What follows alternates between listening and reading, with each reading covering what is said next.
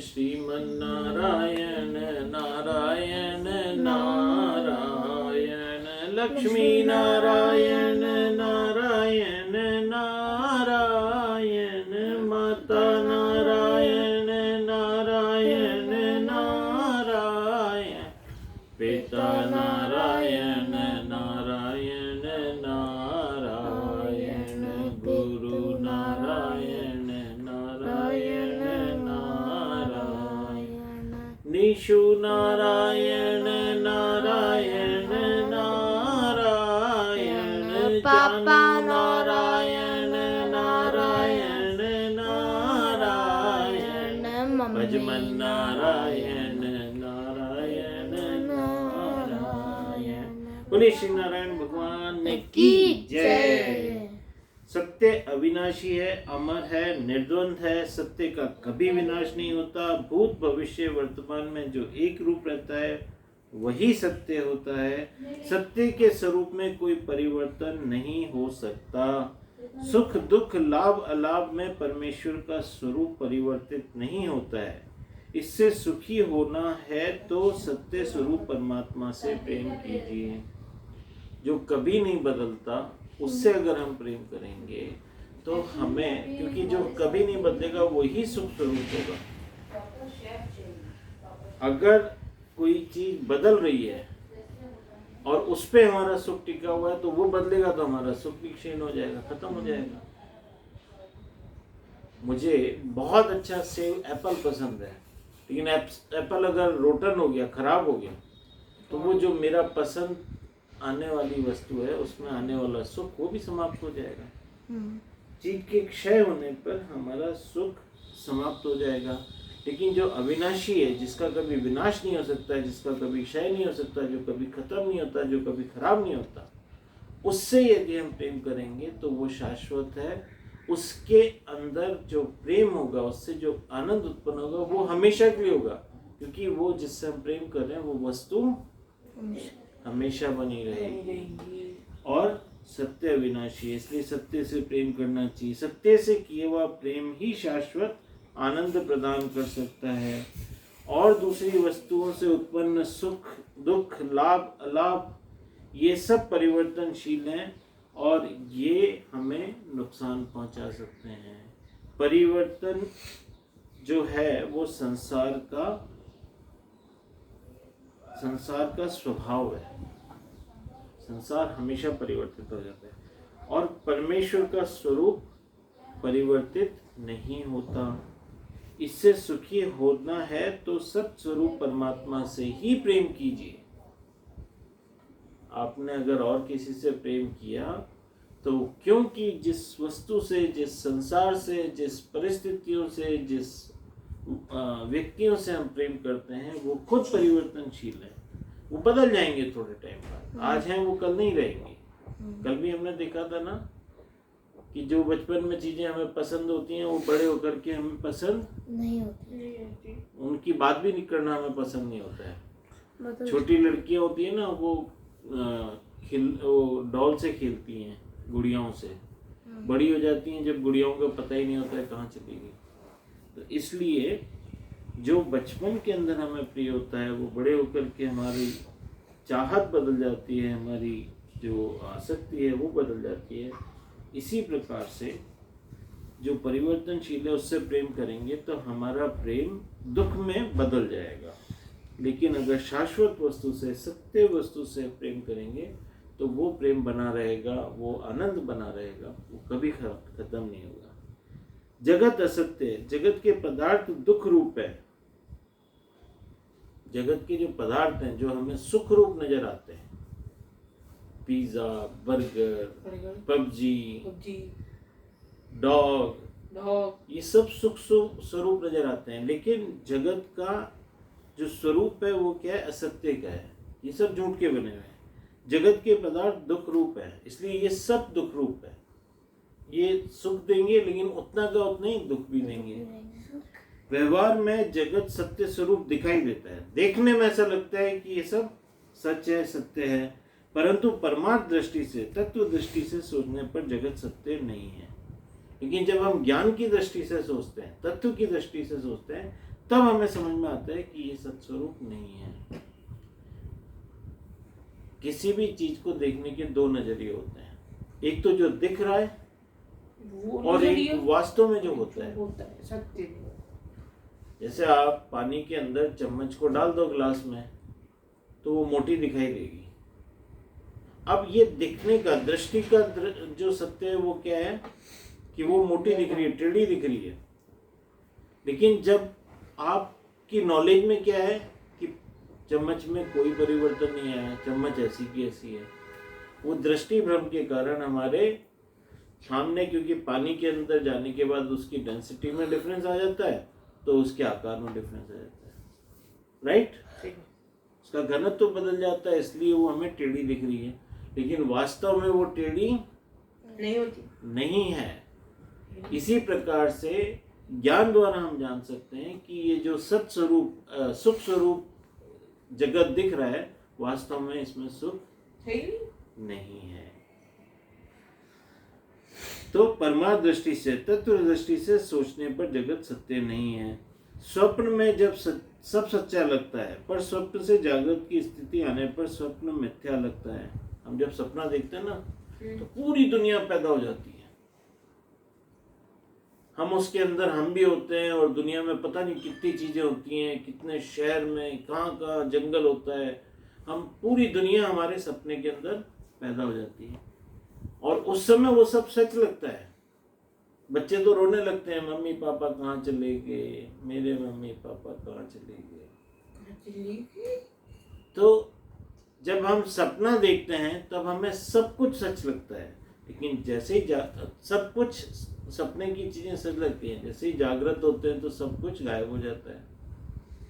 उसी प्रकार से ये जगत है, जैसे हम सपने में सब सच समझ रहे थे, उसी प्रकार आज हम आत्मा को जाने बिना सब सच समझ रहे हैं। लेकिन जैसे ही हम आत्मा में जागृत होते हैं, ये सब चीजें हमारे लिए मिथ्या हो जाती है, गायब हो जाती हैं। उसी तरह भगवान के साक्षात्कार से जगत मिथ्या लगता है। जैसे ही भगवान का साक्षात्कार होता है, ये जगत जो सच लग रहा है वो मिथ्या लगने लगता है, इसके अंदर कोई सार नहीं रहता। ईश्वर के बिना जो दिखाई देता है वह माया है, असत्य है, आभास मात्र है। रुपया जब झूठा होता है तब रुपये के प्रति मोह नहीं रहता। अगर आपको कोई नोटों की गड्डी दे दे और आपको पता लग जाए ये नकली नोट है, फिर आप उसके पीछे नहीं भागोगे।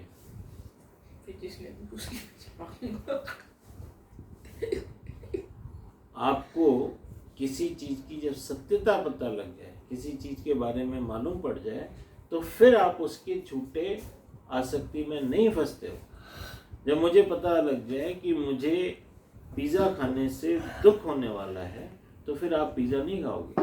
जब तक सुख बुद्धि बनेगी, जब तक आपको मालूम है कि इससे कोई नुकसान होने वाला नहीं है, तब तक तो खाओगे आप। लेकिन फिर एक दिन डॉक्टर आपको साथ में लेके बैठेगा, भैया आपका कोलेस्ट्रॉल बहुत बढ़ रहा है, आपको चीज़ खाना नहीं चाहिए, इससे आपके हार्ट में ब्लॉकेज हो जाएगा, पिज़्ज़ा में बहुत सारी चीज़ होती है, आपको नहीं खाना चाहिए। उस दिन से फिर वो मोह टूट जाएगा। जो अभी तक सुख बुद्धि लगी थी ना, मोह नहीं टूटेगा मेरे ख्याल से। उसके बाद फिर आपको दर्द मिलेगा। नहीं, फिर आगे खा नहीं सकते तो हाँ, लेकिन नहीं खा सकते तो आपको अब पता लगेगा ये दुख रूप है, ये खाऊंगा तो मुझे हाँ तो दुख मिलेगा ना उससे। उससे भी तो दुख मिलेगा कि आप कोई चीज खाना चाहते हो पर आप खा नहीं सकते। हाँ, लेकिन अगर आपका मोह टूट गया तो फिर वो दुख भी खत्म हो जाएगा। वो कब तक दुख मिलेगा? जब तक आप उसकी इच्छा रखोगे। आपने एक बार इच्छा छोड़ दी तो वो दुख भी खत्म हो गया, फिर आपको कोई प्रॉब्लम नहीं है। एक समय था, मुझे खिलौनों से खेलने के अंदर बड़ा सुकून मिलता था। कोई रोकता था तो दुख होता था, लेकिन अब खिलौनों से खेलने की इच्छा ही खत्म हो गई तो वो दुख भी नहीं होता।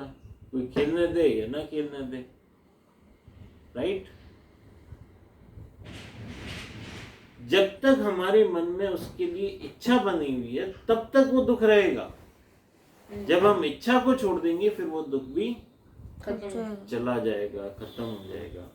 ईश्वर के बिना जो दिखाई देता है वह माया है। अब माया को समझना बहुत जरूरी है। ये माया क्या होती है? जो है वो दिखता नहीं, जो नहीं है वो दिखता है। अरे भाई साहब। ये माया भ्रम है। हम वो देख रहे होते हैं जो वास्तव में है नहीं, और जो है वो हमें दिख नहीं रहा। और ये संसार कैसा है? माया। ये माया, ये आभास मात्र है। मैं नहीं बोल रहा हूँ, डोंगरे जी महाराज बोल रहे हैं। हाँ। ईश्वर के बिना जो दिखाई देता है वह माया है, असत्य है, आभास मात्र है। बोल तो आपने भी हो। आभास मात्र है। रुपया जब झूठा होता है, रुपया जब झूठा होता है तब रुपये के प्रति मोह नहीं रहता। इसी तरह झूठे जगत से मोह न रखिए। झूठा रुपया गिर पड़ता है तब हंसना या रोना नहीं आता। जगत के प्रत्येक पदार्थ में विरह है। स्त्री पुरुष के मिलन में सुख होगा, पर विरह में अत्यंत दुख है। जगत के जीवों पर प्रेम न रखिए, परमात्मा पर ही प्रेम रखिए। अभी तो क्या होता है, कोई आता है तो हमें खुशी होती है, कोई जाता है तो हमें दुख होता है। क्यों? क्योंकि हमें इस जगत के अंदर सत्य बुद्धि लगी हुई है, सुख बुद्धि लगी हुई है कि इस व्यक्ति के आने से सुख मिलेगा, जाने से दुख मिलेगा। लेकिन न सुख मिलता है न दुख मिलता है। क्यों? क्योंकि ये जगत माया झूठा है। अगर झूठे रुपए गिर जाते हैं तो हमें दुख होता है क्या? नकली करेंसी गिर जाए कोई बात नहीं, कागज का टुकड़ा था। हम अगर अपने प्रिंटर पे प्रिंट कर लें फोटोकॉपी करके रुपए को, और वो फोटोकॉपी अगर गिर जाए तो हम ये नहीं बोलेंगे मेरा 100 रुपये गिर गया।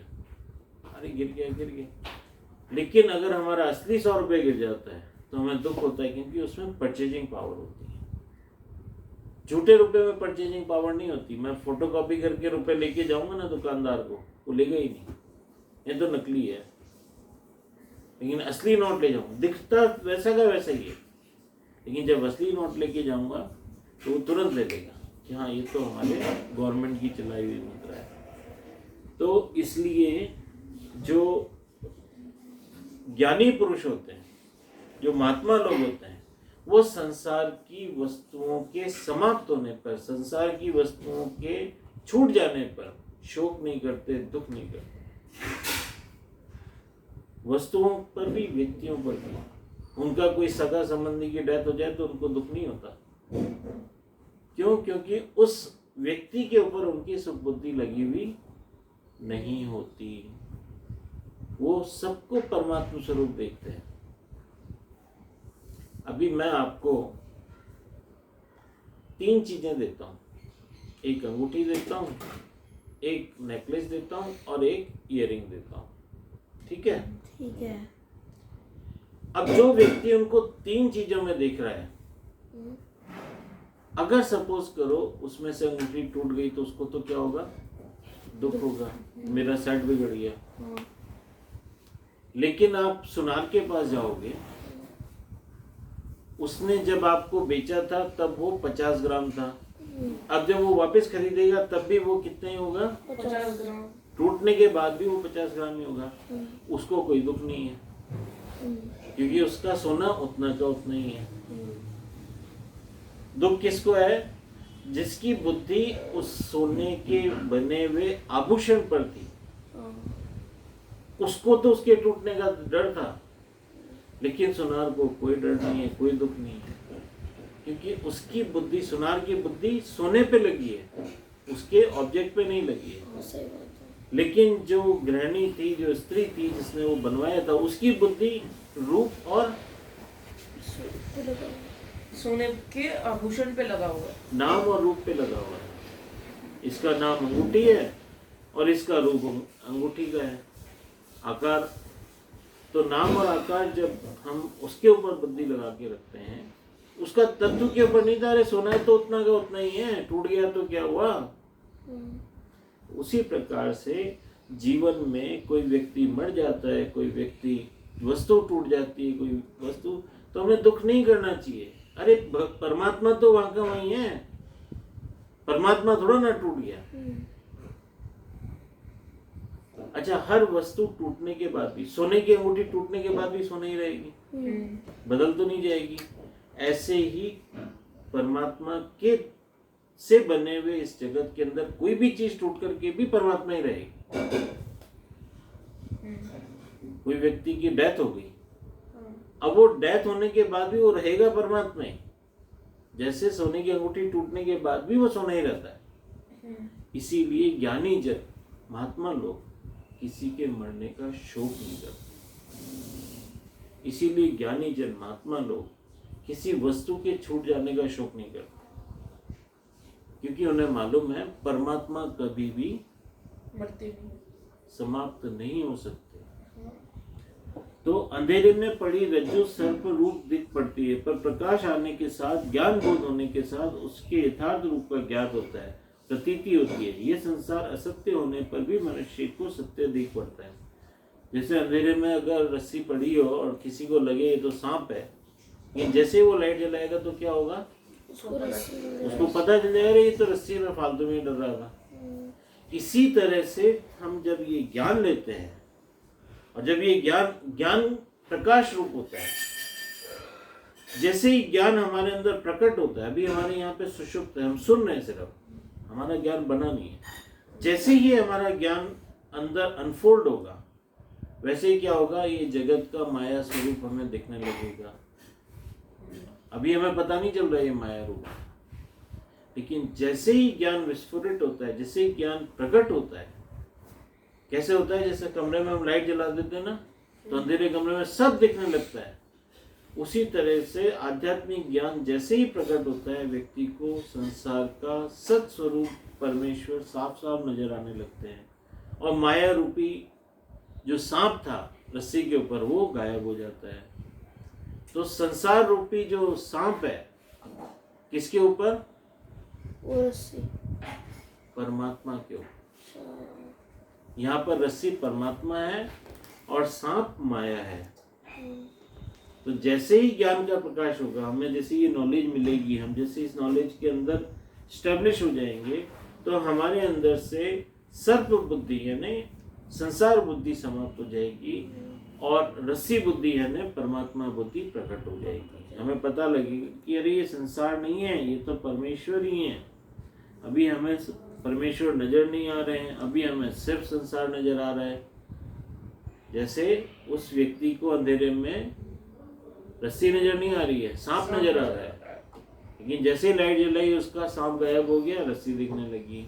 वैसे के वैसे ही आज हमें ये संसार नजर आ रहा है, परमेश्वर नजर नहीं आ रहे हैं, लेकिन जैसे ही हमारे अंदर ज्ञान होगा, वैसे ही हमें संसार दिखना समाप्त हो जाएगा और परमेश्वर ही परमेश्वर नजर आएंगे। इसीलिए सारे साधु संतों ने जब वो ज्ञानवान हो गए, जब उनको ये आध्यात्मिक ज्ञान हो गया, तो वो क्या उठे, सिया राम मैं सब जग जानी, करहूं प्रणाम जोरी जुग पानी। अब तो मेरे को सब तरफ मेरे सिया राम जी नजर आते हैं, मैं हर व्यक्ति को, हर वस्तु को, हर कण कण को प्रणाम करता हूँ। ठीक है। अंधेरे में पड़ी रज्जु सर्प रूप दिखाई पड़ती है, फिर प्रकाश आने के साथ, ज्ञान बोध होने के साथ उसके यथार्थ रूप का ज्ञान होता है, प्रतीति होती है। यह संसार असत्य होने पर भी मनुष्य को सत्य दिख पड़ता है। जगत का आभास अज्ञान के कारण होता है, ईश्वर का ज्ञान नहीं होने पर जगत सत्य दिख पड़ता है। संसार झूठा है और संसार के सुख भी झूठे हैं। संसार में दुख का प्रसंग आ जाए तब जी को मत जलाइए। दुख आपके पाप को जलाने के लिए आता है, आपको सुखी बनाने आया है। संसार का ध्यान करने की मन की आदत हो गई है, इस आदत को छोड़ना जरूरी है, इसे सुधारना ही पड़ेगा। कोई कपड़े का ध्यान करता है, कोई जूते का ध्यान करता है। जब तक परमात्मा का ध्यान नहीं किया जाता तब तक मानव का जीवन शुद्ध नहीं हो सकता। लोग संसार की वस्तुओं का ही ध्यान करते हैं, कोई अच्छे कपड़े का ध्यान करता है, कोई अच्छी गाड़ी का ध्यान करता है, कोई अच्छे खाने पीने की चीज़ों का ध्यान करता है, लेकिन भगवान का ध्यान कोई नहीं करता। और यहाँ पे डोंगरे जी महाराज साहब बोलते हैं, संसार को परमात्मा का, जब तक परमात्मा का ध्यान नहीं किया जाता तब तक मानव का जीवन शुद्ध नहीं हो सकता। बाकी सारी चीजों का ध्यान कर लो, उससे अशुद्धता ही आएगी जीवन के अंदर, अशांति ही आएगी। परमात्मा के ध्यान से ही मन शुद्ध होगा और शांत होगा। संसार को विवेक से ग्रहण कीजिए, पर संसार को उत्तम न समझिए। इसको सुपीरियर समझने की जरूरत नहीं है दुनिया को, क्योंकि ये माया रूप है। भक्ति करने वाले को विश्वास हो जाता है कि संसार कड़वा है, संसार का विषय 2-3 मिनट से अधिक सुख नहीं दे सकता। कोई भी सुख हो, संसार का सुख एक लिमिटेशन के बाद खत्म ही हो जाएगा। सपोज करो आप मेसी बन गए और आपके पास 5-6 गोल्डन बॉल्स आ गई, लेकिन आ गई, उसके बाद वो एक दिन ये सुख समाप्त ही हो जाएगा। क्यों? क्योंकि आपसे ज्यादा कोई करने वाला आ जाएगा। शेर को हमेशा सवा शेर मिल ही जाता है।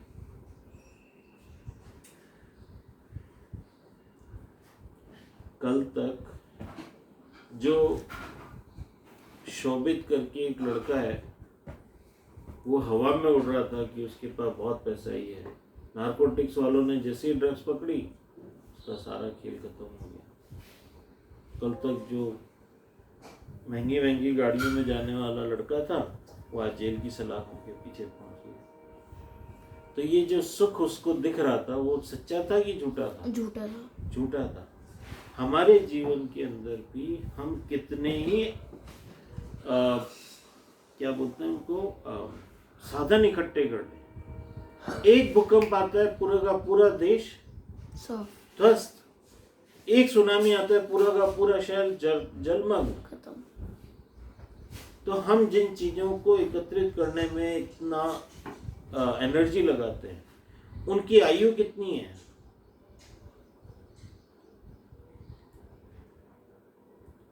अपनी एफिशिएंसी के ऊपर और अपनी संसाधनों के ऊपर कभी भी गुमान नहीं करना चाहिए। मेरे पास ये है, मेरे पास वो है। कागज ज्यों गल जाएगा, मन राम सुमिर, मन राम सुमिर, मन राम सुमिर पछताएगा। लालच लाभी जन्म गंवायो, माया भरम बुलाएगा। धन जौवन को गर्व न कीजिए, कागज ज्यों गल जाएगा। ये धन और जौवन जो है ना हमारा, इस पे हमें अहंकार नहीं करना चाहिए, इसके ऊपर हमें इतराना नहीं चाहिए। क्यों? क्योंकि ये समय के साथ कागज की तरह गल जाएगा। आपका धन है, अभी सपोज करो जब सुनामी आया था जापान में, तो कितने ऐसे बिजनेसमैन होंगे, कितने ऐसे लोग होंगे ने पूरी जिंदगी पढ़ाई करके और पता नहीं कितना बड़ा घर खरीदा होगा, कितनी बड़ी गाड़ियां खरीदी होंगी, क्या क्या खरीदा होगा। एक सुनामी ने क्या किया, सारी गाड़ियों को डब्बा करके समुद्र के अंदर भेज दिया, उनके घरों को उड़ा के ले गए, उनके परिवार वालों को उड़ा के ले गए। तो ये जो वस्तुएं होती हैं, इनमें क्षणिक सुख होता है, थोड़े टाइम के लिए रहेंगी और ये कब चली जाएंगी। एक एक्सीडेंट हुआ नहीं, वो पूरी गाड़ी, बहुत बढ़िया गाड़ी लेके आया साहब, बहुत अच्छा हुआ। और क्या हुआ, हिमालय में घूमने गए थे, घाटियों से गाड़ी नीचे गिर गई और चकनाचूर हो गई, कुछ भी नहीं बचा, आदमी भी नहीं बचा। तो ये जो हमारे सुख होते हैं, ये क्षणिक होते हैं, इनके अंदर सार नहीं होता, इसलिए इनके ऊपर हमें गुमान नहीं करना चाहिए। संसार कड़वा है, संसार का विषय 2-3 मिनट से अधिक सुख नहीं दे सकता। ये जो वो होते हैं ना, अच्छा आपने बहुत प्रयास करके बेंटले गाड़ी खरीद ली, एकदम लग्जरी कार, किसी के पास नहीं शेयर, आपके पास ही है। अब वो खरीद के लाए, तो क्या हमेशा उसका सुख रहेगा आपके पास? जब तक है तब तक ही रहेगा। इवन जब तक है तब भी विस्मृति हो जाती है। आप जब सोने जाओगे तब उसका सुख थोड़ा ना ध्यान रहेगा। जब लाए थे 5-7 मिनट खुशी हुई, अब क्या होगा, कोई फ्रेंड आएगा, उसको बताने में खुशी होगी, लेकिन उसके लाने के और फ्रेंड आने के बीच में कोई खुशी नहीं है। आदमी के दिमाग में वो खुशी ऐसा नहीं कि बस घर करके बैठ जाती है, थोड़ी देर रहेगी, खरीदी, जब बड़ी खुशी, अरे यार मैंने इतनी अच्छी गाड़ी खरीद ली, फिर भूल गए। फिर जब कोई फ्रेंड आया, अरे यार तेने अच्छी, तब याद आया, हाँ यार मेरे पास गाड़ी है, हाँ, उस समय फिर 5 मिनट खुशी, फिर भूल गए। खुशी हमेशा दिमाग में बैठी नहीं रहती है, जब याद आएगी उस ऑब्जेक्ट की तभी खुशी होती है बस। या फिर किसी की दूसरे की गाड़ी देख के अरे यार हमारे पास इससे बेटर है। तो ये जो हमारे जगत के अंदर आसक्ति लगी हुई है, सुबुद्धि लगी हुई है, वो टेम्परेरी है। संसार कड़वा है और इसकी खुशी ज्यादा देर टिकती नहीं है, ये टेम्परेरी है। मिट्टी का घड़ा मिट्टी से अलग नहीं हो सकता, पर मिट्टी घड़े से अलग हो सकती। आभूषण से सोने को अलग नहीं किया जाता, लेकिन सोने से आभूषण को अलग किया जा सकता है। ठीक है। परमात्मा के जगत के साथ संबंध अन्वय व्यतिरेक का संबंध है। जगत का कोई भी पदार्थ जिसका कारण परमात्मा है, परमात्मा से अलग नहीं हो सकता, परंतु परमात्मा जगत से अलग रह सकते हैं। प्रत्येक वस्तु भगवान से बनी हुई है। वस्तु बिना भगवान के नहीं रह सकती, लेकिन भगवान बिना वस्तु के रह सकते हैं। जैसे हमने देखा, अंगूठी बिना गोल्ड के नहीं रह सकती, लेकिन गोल्ड बिना अंगूठी के रह सकता है। तो परमात्मा सबके अंदर है, परमात्मा से अलग नहीं हो सकता, परंतु परमात्मा जगत से अलग रह सकते हैं। किसी भी स्थिति में जगत परमात्मा से अलग नहीं हो सकता। जगत के सब पदार्थ जो दृष्टि गोचर होते हैं परमात्मा की सत्ता के भीतर ही हैं। सब में परमात्मा होने पर भी परमात्मा सबसे अलग ही है। बोलिए श्री कृष्ण भगवान की जय। आज के आनंद की जय।